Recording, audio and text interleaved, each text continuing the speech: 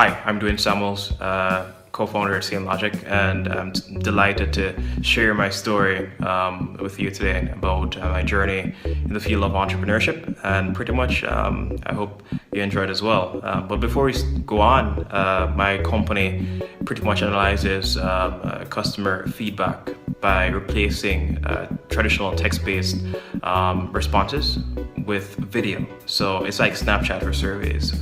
When customers respond, they take like anywhere between 15 seconds to a minute rather than spending 5 minutes on a customer satisfaction survey. We take that video, analyze the emotional sentiment expressed, and transcribe what's said to text, and then correlate the facial cues with what's said verbally, and then provide detailed analytics on that to companies. But before we or myself, I was at this point, I went through many different companies, many different startups. So let's start all the way from the beginning. I had tremendous interest in technology and also reading. I can remember the longest time I can remember, I've always loved reading. I love reading sci-fi. I love Star Wars, Star Trek, and pretty much that's what propelled me into this field. I love video games. I love everything to do with computers. Started building websites when I was around 12, 13 years old, toying around on Windows XP with different tools you could find, and pretty much I started like my first, I would say, business by selling video games in high school. So I'd go on the internet and get Game Boy Advance ROMs, and pretty much burn them to CDs and sell the students in school. And pretty much we had a really good business going. Like at that point in high school, we had a pretty good business in high school. I couldn't afford to buy a lot of books from that hustle. And pretty much it made me interested in just pursuing a career where I could control exactly what I do on a day-to-day basis while making people happy. So in high school, I was like an ultra nerd. I love playing video games. I sold video games, as I said before. And then I went to university after that. I chose NCU because they had this competition called the Imagine Cup, and I saw a few teams who went on to build really amazing things, and they traveled the world, and pretty much they got sponsored by Microsoft, and pretty much they met Bill Gates and all these things. So it got me interested. I wanted to go with that path because, to me, if you want to build something, my goal was always to build a really great company. And if you wanted to build something great, you have to basically align yourselves with people who are going in that direction. So for me, that was the choice. Went to NCU, did a few years there, and also entered the Imagine Cup. We entered thrice. The first time, Sean McLean, a very good friend, he's the CTO, co-founder of CM Logic now. And that was roughly 8 or so years ago when we first entered the Imagine Cup.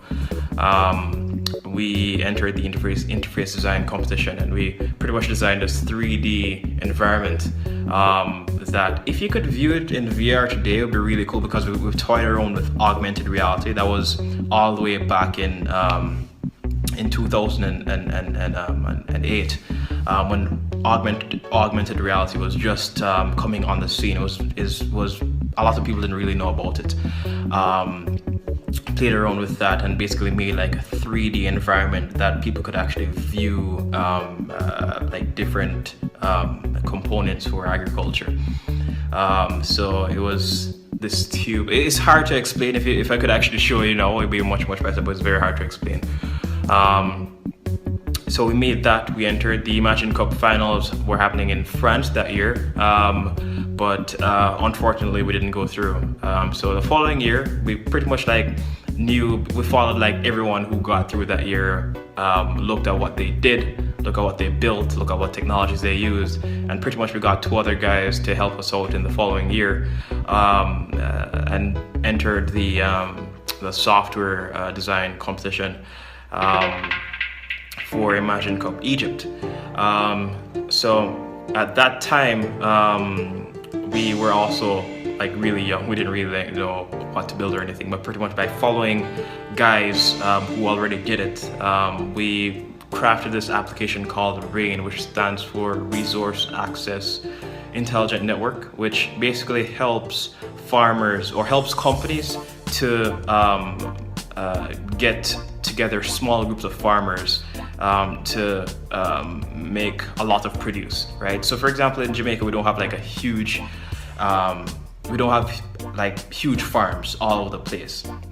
But if we could actually get farmers to farm one crop using their small acre, 2 acres, or 4 acres of land, pretty much if we get like a group of say 20 or 50 farmers farming the same crop, we could get abundance of crops. So we applied, we built that technology to manage multiple farms, so we could get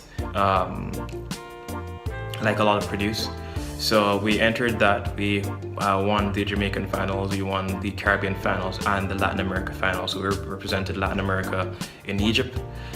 We didn't place in the finals, but it was a really cool experience. We got to meet Ray Ozzie, who is pretty much like one of the most renowned software developers.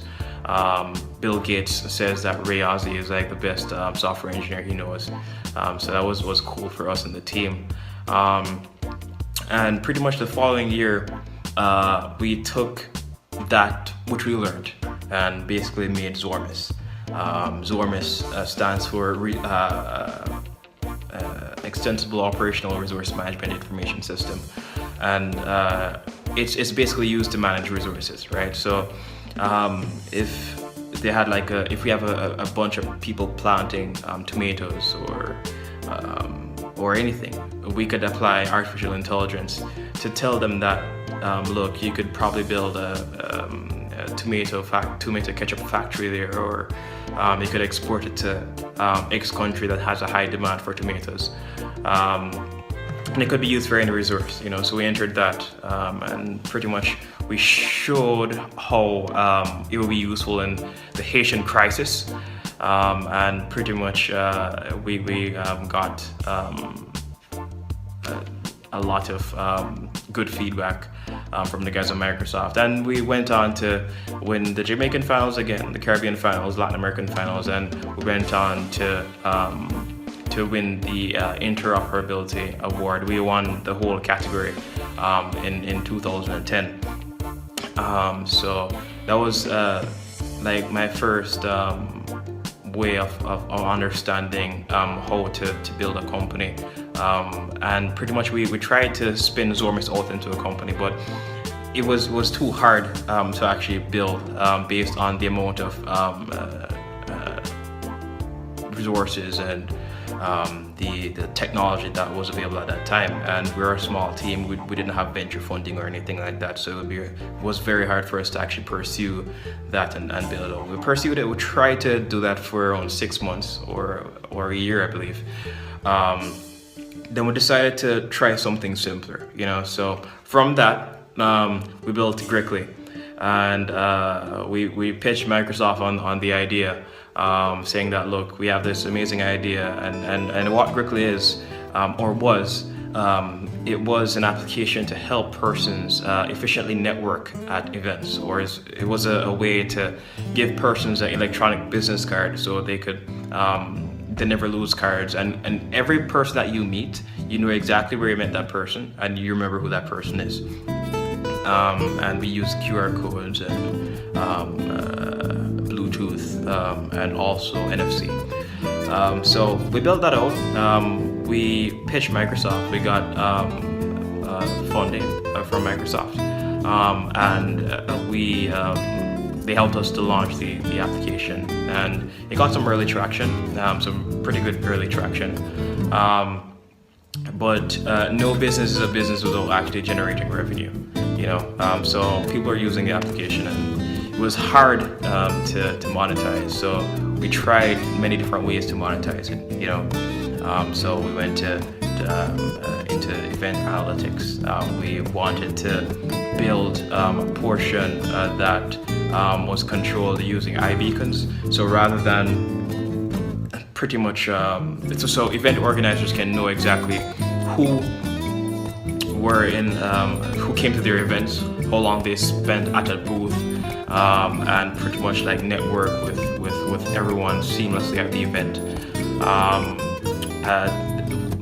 During building that component out, we got invited to participate in Draper University in Silicon Valley, and that to me is one of the greatest things that has happened to my entrepreneurial journey.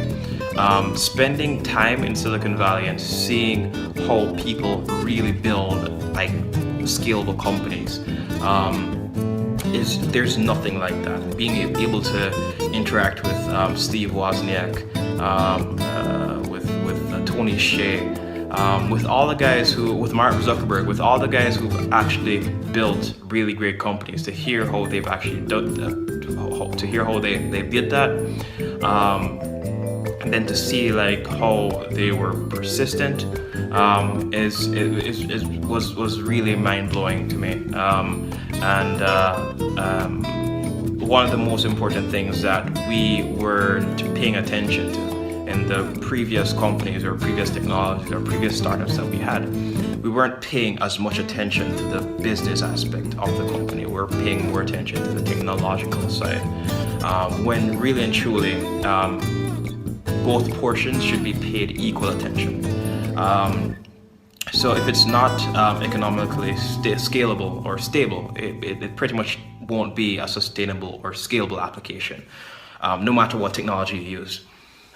So that's one thing we paid key attention to after going to Draper University. Pardon. And then we scaled the advice that we got from from Tim Draper and all the other mentors and advisors and VCs at Draper University, is to scale Grickley out into just doing event analytics without hardware. So we tried that for a time. We had a few customers, but it wasn't scaling as fast as we wanted to. So in December 2015, we closed Grickley. But a few months before that, we're doing a lot of research about where the industry itself is going, and like what key segments are going to be really huge and what people need to be fixed, right? So based on that, we from the summer of 2015, I was in the Valley just basically networking and going to different events, speaking with industry experts, researching about the customer experience management industry.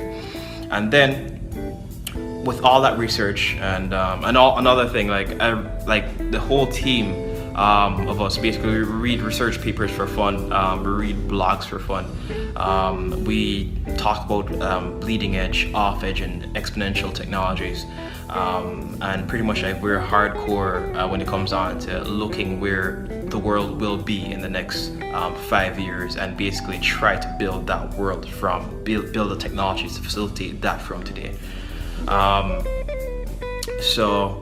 With that said, and all of the research period, we closed Grickley in the end of 2015, and then started SameLogic in February of this year. And pretty much we've seen like how like all the knowledge that we've inputted or learned from or previous failures and previous successes, and pretty much SameLogic is doing well. We are a great company. There are a lot of things I can't really say at this point. We're in some deep negotiations with a few firms about integrating. We released our API 3 weeks ago. There are some things I can't disclose publicly, but we're doing pretty well, and we're looking forward to close this year out really good and then basically start exponentially scaling in 2017. But from all those experiences, I would say one of the key things to have is advisors, or people who have actually done it, and basically just check in with them from time to time. That's one thing that was really lacking for us in the early parts, because like we were just stranded. We didn't have anyone to talk to. Like all the guys who we knew pretty much didn't really have an idea of what we were doing, and we just pretty much like, even though going online is helpful, having someone who has actually done it before and listening to them and basically having that FaceTime is much more effective than just like watching something online and just learning. It's very effective to watch something online. That's how I learned a lot of my things, but the most impactful things that has happened in my journey is because of face-to-face interactions and physical interactions. And having great advisors and great partners, that can actually give you good advice. And sometimes you won't always take that advice like without thinking about it. You must know exactly where you want to go. Take that advice with a grain of salt and pair that advice with your guts or intuition, and then go in the direction that you feel is best for you to go. Also, like learning about intellectual property. A good friend of ours is Roger Gordon, who runs Gordon McGrath. From day one, from 2000, we met him in 2010, I believe. And he's always been there anytime we need any advice on IP or anything. He's always been there, and he's always stressing that look, secure your IP, and pretty much. Securing your IP doesn't mean that you're going to like hold, not tell anybody about your idea, because like really and truly, if your idea is great and somebody is like has something else working on, they won't really stop and waste time to scale your idea out. They'll give you feedback, but pretty much if they have something that's working for themselves, it doesn't matter. So don't be afraid in holding your ideas back, but it's all about execution. So when you execute, secure that execution. Ideas don't have no value, right? The thing that matters is execution. Secure that execution or IP, and then pretty much you'll be pretty much scalable or safe. After doing that, if you work really hard to build something that people want and just put it in their hands at the end of the day. Another thing I would say is that you must keep meticulous records of everything. Everything should be noted, and don't take anything for granted, right? If you have a meeting, take notes. Record that video if it's online, and then pretty much with every purchase or everything that you've done, you pretty much make records of everything, so that when if a VC wants to invest in you or angel or anything, based on your records, they can see like how well the company is doing. If you're not doing that well, they could actually invest and pretty much add their expertise to make it better. But without records, you won't know anything, so that's a key thing to note. Keep records of every single thing that you do. Also, going back to point 1, we're having advisors. I think point 4 would be somewhat relevant to this as well, having a board. When you have a product out there, you have some users, you need a group of persons that can actually help the company to move forward. So having a board that's experienced and well connected is very helpful, and that does a world of good. Know your industry. A lot of people just like start off saying that, look, I want to build X application that does X thing because like X amount of people said that, look, this is just something that you're supposed to build. Don't do that, right? Well, I wouldn't say like don't do that, but that's not the best way to go. You know, like if you want to do that, sometimes people do it, it works out sometimes, but most times when people do it, it doesn't work out that way. Study the industry that you want to go into, or that your company or your idea is in. Understand how fast that industry is growing. For example, for us, we're in the customer experience management industry. The industry is currently valued at $5 billion globally, but has a compound annual growth rate of 19.9%.